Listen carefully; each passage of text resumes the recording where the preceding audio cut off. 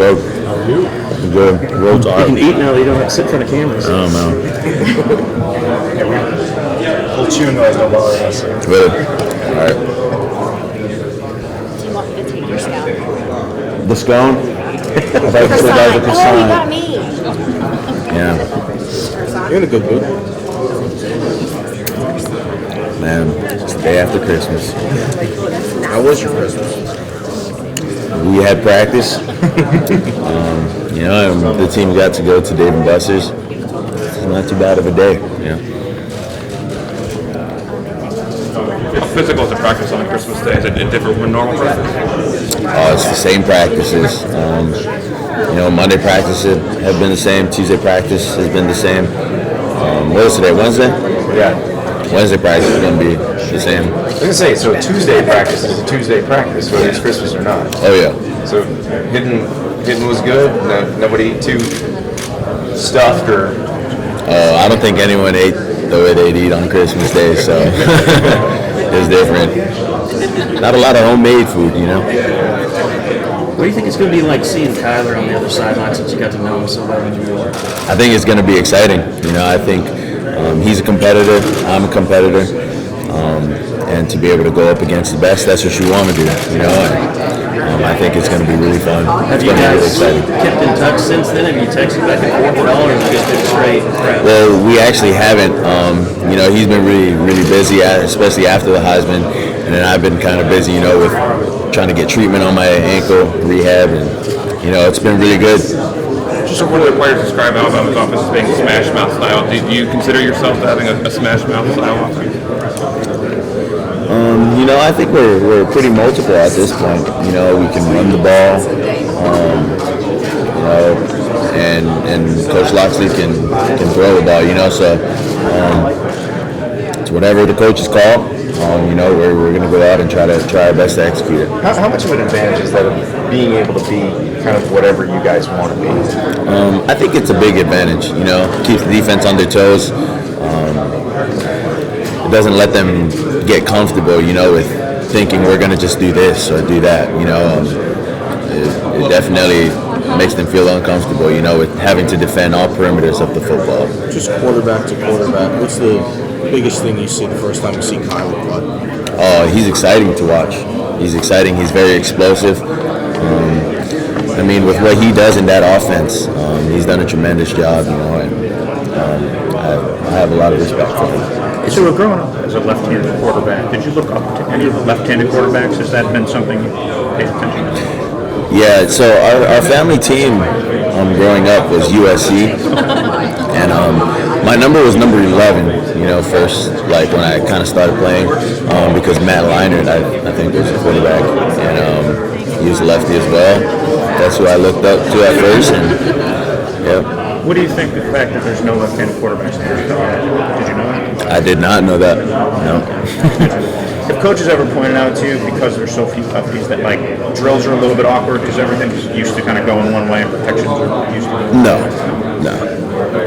Do receivers ever talk about the spin being a little different? Yeah, at first, you know, when I first arrived, you know, a lot of the guys were so used to, you know, right-handed quarterbacks, that when I ended up throwing to them, you know, they definitely talked about how the spin was different, you know, and how the ball comes to them. It's not the same. So. How is it different? Like, we've never caught passes, you know. I'm not too sure. You'd have to go across and ask that man over there, Jerry Judy. He's the one who could explain to you a lot better than I could. Speaking of Jerry, what kind of area, or in what areas have you seen improvement from him from last year to become a award winner?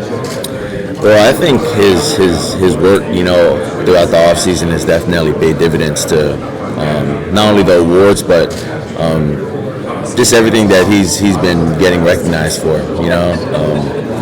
I mean, aside from what he's been doing offseason, he's been a really great teammate. You know, he's been helping out guys like Jalen Waddle, you know, and a lot of the other younger guys. So he's been really good for us. Tua, how much did Jalen push you this year? And how much did Jalen push you this year? And what was that dynamic like throughout the season? Yeah, I mean, you know, I think Jalen pushed me a lot. But aside from Jalen, I mean, we have other guys in the quarterback room, you know, some walk-ons, and, you know, we have Mac Jones as well. So, I mean, it's a competition every day you go out there.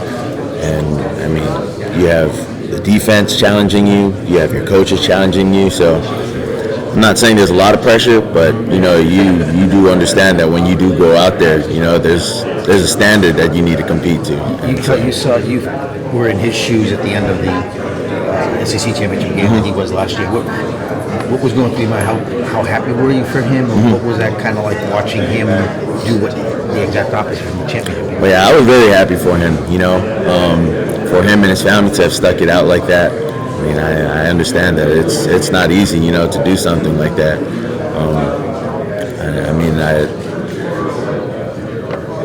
I wouldn't be able to fathom, what they went through as a family throughout this entire process. But I'm grateful for how he was raised, how he's been raised. And I've said this before. It's definitely a testament to his family and his upbringing.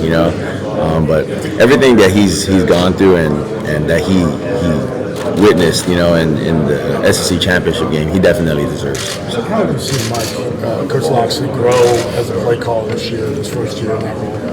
How have you seen Coach Loxley grow as a play caller? I mean, you're the one that gets the ball from the headset kind of thing. How have you seen him grow in that process? Oh yeah, I mean, Coach Loxley's humble. When I talk to him, telling him about the plays that he's giving us and whatnot, he just tells us it's the same plays he had when he was at Maryland. It's just different personnel, and he talks about how we make him look good, and he's just very humble about it. So, was there a play early on that you can point to and show that growth, that development just in this 1 year? Maybe early in the season he made a play call that now he wouldn't make or would make, or that kind of thing. Not really. I think Coach Locks is a guy that wants to be very aggressive out there. If he wants to score in the first play, he's going to tell us, this is what I have for you guys. This is the task, and I want you guys to go out there and execute. And it just takes a full team effort, offensive team effort to go out there and do it. So now that you've gone through a few practices here, how's your ankle feeling, and are you still getting treatment? Yeah, I'm getting treatment at this moment, but it's been a lot better. If I could grade it from scale of 1 or 0 to 100, I would say it's at about 80 to 85%. So it's been really good. Any setbacks through practice, or it's felt good?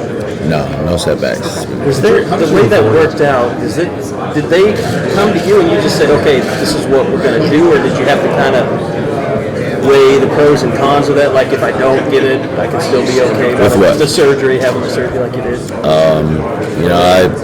I let my parents, kind of deal with that, with how they wanted to go about doing things with the trainers.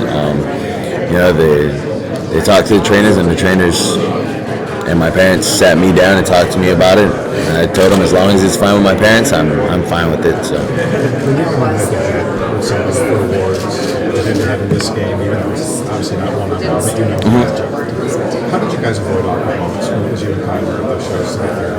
Were there awkward moments, or how did you guys get through that? I don't think there were any awkward moments, not only between me and Kyler, but with Dwayne as well. It's football. We all understand the level of respect we have for each other. We understand it's just competition. Off the field, it's a lot different. But on the field, you understand that you got to go out there. It's your job. You got to compete. For your team and for the university, for the state. So. How would you describe Coach Loxley's relationship with players? It seems like he's taken on a father figure type role with a lot of people in the offense. Yeah. He has been a father figure role to a lot of guys on the offense. Especially with the loss of his son. It's been hard for him and his family. But he doesn't talk too much about any of that.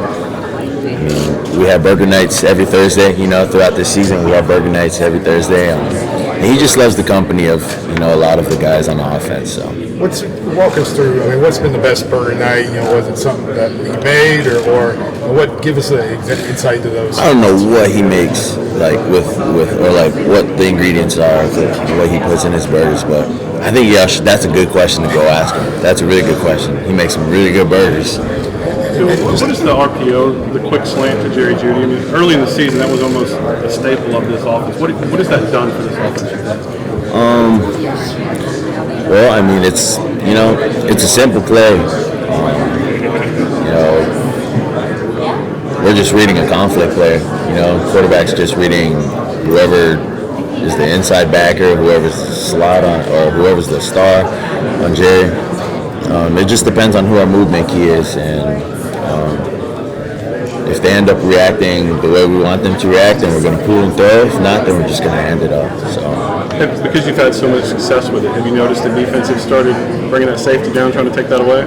Yeah, I mean, we have a lot of things, I guess now, that we kind of implemented into our system to kind of help, detract the safety from coming down, or, with helping, them not play mixed coverage or bracket, on that play. I think Coach Loxley's done a tremendous job with implementing a lot of the other things that we have to. How much all year did you listen to the Heisman talk? How difficult was it difficult to just not listen to it, to not make it a distraction? Oh yeah, I'd say it was not difficult at all to kind of not pay attention to any of that, especially with the kind of teammates that I have. Guys that are surrounding me, guys that just want to go out and work every day, I mean, we don't really talk about all these accolades and whatnot. And plus, I barely watch TV. If I'm at home, I mean, I'm either studying or playing Fortnite. So it just depends, Did you see it coming the way it ended up that week? Did you kind of feel the way going Kyler's way at that point? Did you think it was going to end up the way it ended up? Well, not really.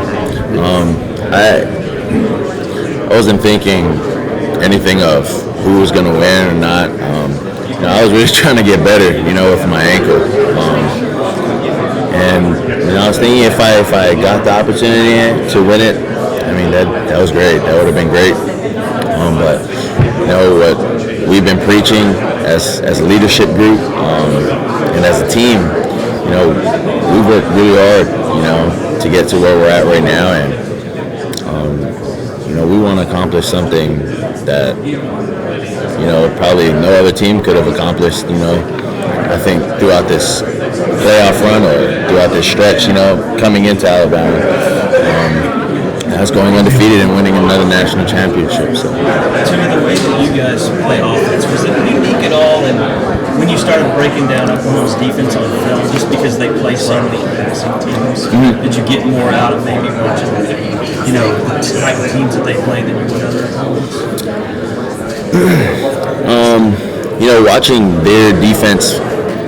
Watching their defense play, it's definitely a lot different than a lot of the defense we've seen on our schedule. I mean, I'd say for Oklahoma's defense, they do a pretty good job disguising their coverages. They play a lot of zone at the same time. But yeah, I mean, wherever certain guys line up, we feel like we have some advantages. So the teams, the teams attack them so much in the passing game, and that's what you guys are all about too. Do you learn a little bit more because so many, they do face so many passing teams? They face West Virginia, Ohio State, Well, yeah, I think you do learn where their strengths and weaknesses are when you see teams like West Virginia, Texas throwing on them, and then they have some quarterback runs in there as well. I definitely think that it does give you some insight on where you can attack. So. Is there anything that stands out particularly about the defense that you're watching for the last couple of I'd say for the last 2 weeks they've been really sound on defense. Against West Virginia and then against Texas. West Virginia, they had two big turnovers, and those turnovers were for touchdowns. So I think they've done a tremendous job. The DC has done a tremendous job as well with how they've been recuperating, within the last 2 weeks of their games. So. What's your first memory of seeing Alabama football? When's the first time you it came to your radar? Oh, it was when they played Florida. I think it was the SEC championship or one of the BCS bowl, I think. And Tim Tebow beat him. Oh, the away game. I was happy. You were happy? Yeah, I was a Tim Tebow guy too. So, I didn't like Alabama. His faith, he was a lefty. Just everything about Tim Tebow, giving back to the community. Yeah. How closely did you follow Alabama after that? I didn't really follow Alabama. I didn't think anything of it, really. And then when they played Notre Dame not too long ago, I was definitely rooting for Notre Dame because of Manti.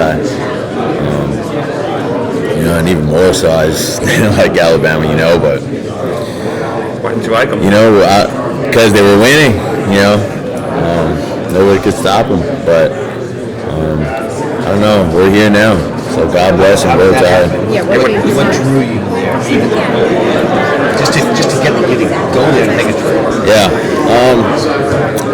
So a lot that went into my decision making was my dad, and when I ended up coming here, just the people here, or just the people there, and the environment there is totally different. The atmosphere is different. A lot of people out there, very, very friendly. And a lot of people out there go to church as well.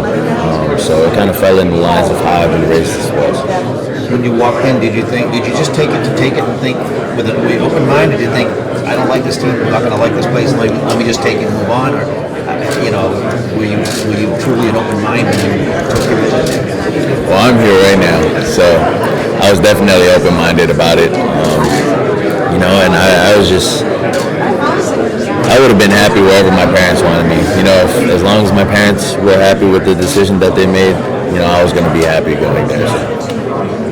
So now you're the guy that you're doing the stuff that you didn't like in the past. You're winning all the games. You're the villain now.